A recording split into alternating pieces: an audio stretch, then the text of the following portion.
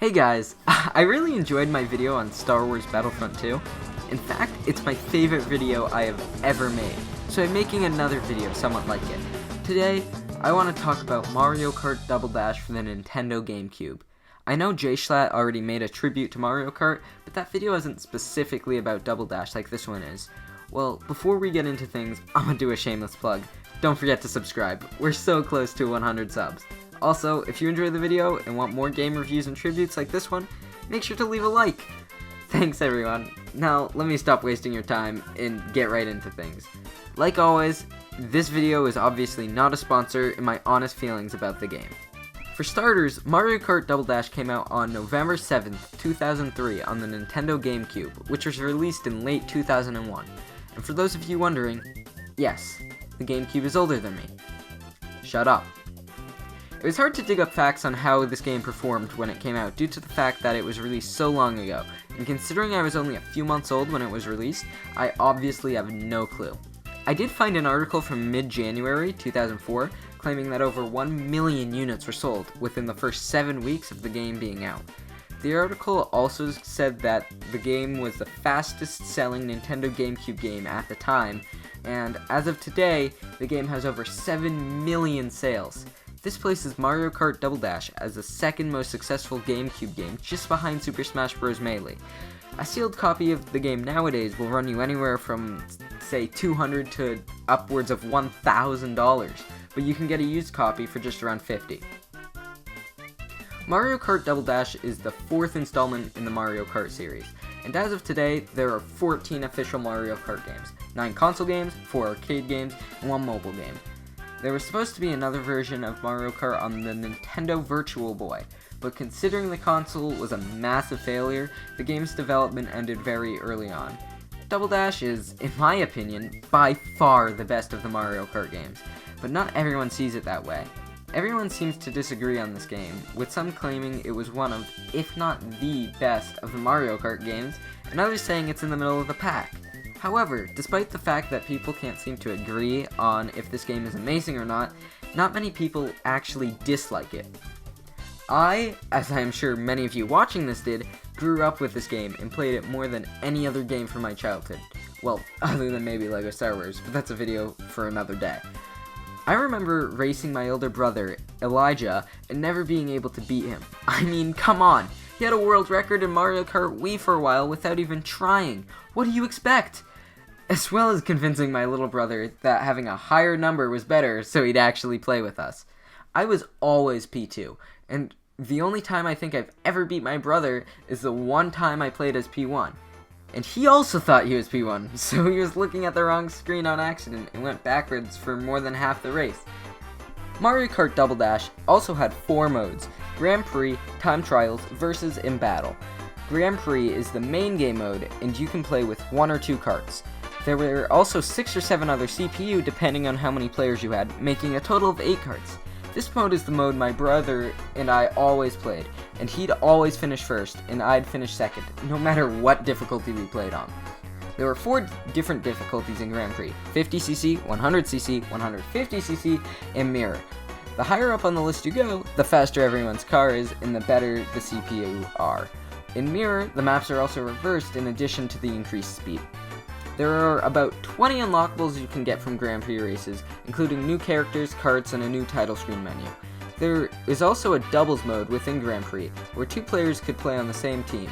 One player did all the work by driving, while the other just threw items. Although this mode wasn't the best, it was basically the classic little brother mode, except this time the controller is actually plugged in. I remember playing with my brothers and dad, and I would be on my older brother's team while my little brother would be on my dad's team. I don't really remember who won any of the games, considering I didn't even do anything and let Elijah do all the work, but I remember that whenever my dad played with us, it would be the most fun my brothers and I had. In Time Trials, you race without items, other than the 2 mushrooms that you start with, to get the fastest time possible. You can also save and turn on a ghost of your previous record, so you can see how you're doing compared to your record and can try and beat it. I didn't really play Time Trials when I was younger because it was single player, and I mainly relied on getting lucky with items to win instead of, actually being good at the game. In Versus, another game mode I didn't play much of despite it being a pretty good one, Even up to 3 other players can race in any course alone, without CPU. I didn't play this mode much at all, because you could get Unlockables and Grand Prix, and that's what I cared about most. But if you're looking to have a good time with some friends and without the interruptions of the CPU, then Versus is the mode for you. Lastly, there is Battles, and oh is this mode fun! There are 6 different maps in Battle Mode, and 3 different modes within Battles. There is Shine Thief, where one player tries to hold on to a sunshine for as long as possible without anyone hitting them with items and taking it from them. There is Balloon Battle, where players try and hit each other with items to pop their balloons, and there is the absolutely best Battles mode ever, Bomb Blast. In Bomb Blast, you would always get bombs from the item boxes, and tried to get as many points by hitting each other with them as possible without getting hit yourself. The first to 3 points won. This is by far my favorite mode, because my dad always played it with my brothers and I. We played on this tiny map that was just a Nintendo GameCube, and it was super chaotic and fun, and just so unbelievable. And because the map was just a tiny square, there wasn't a lot of skill involved either. We'd basically just grab as many bombs as possible and spam the throw button, so everywhere was covered in explosions. It was so fun, and to be totally honest, I kinda miss those days. So, now that I've covered all the game modes, I feel like I should talk about the characters and courses and whatnot. Because there are 2 racers per kart in Double Dash, the characters came in pairs. You didn't have to play as 2 characters in the same pair, they just had the same, or very similar, unique items. There were tons of unique items that only certain characters could get from the item boxes, so the characters you chose actually affected the gameplay. You started with 16 characters, so 8 pairs. You can unlock up to 4 more characters, resulting in a total of 20 characters, or 10 total pairs.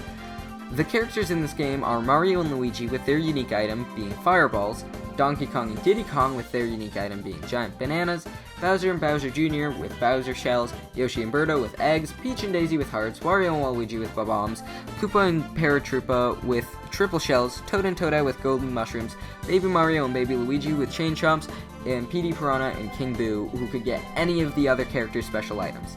Each character also got their own unique cart, and there was one special cart that could be unlocked by beating the game, so there was a total of 21 unique carts. There were also 5 cups in the game. 4 of the cups had 4 unique courses, and 1 cup, the All Cup, contained all 16 courses in the game. Besides the All Cup, there was the Mushroom Cup, which featured Luigi Circuit, Peach Beach, Baby Park, and Dry Dry Desert. The Flower Cup, which featured Mushroom Bridge, Mario Circuit, Daisy Cruiser, and Waluigi Stadium. The Star Cup, which had Sherbert Land, Mushroom City, Yoshi Circuit, and DK Mountain. And lastly, an unlockable cup called the Special Cup, which contained Wario Coliseum, Dino Dino Jungle, Bowser's Castle, and Rainbow Road.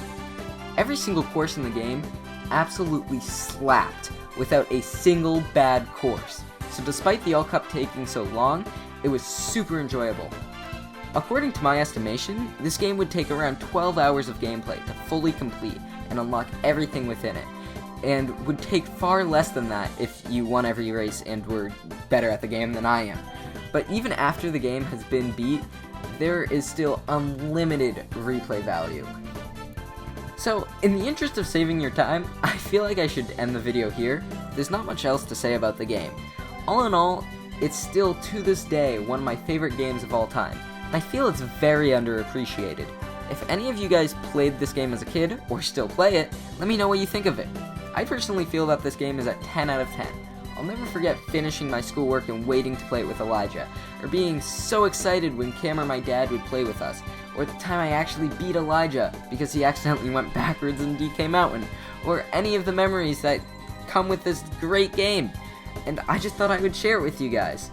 That being said, I hope you guys enjoyed the video, and I'll catch you guys in the next one.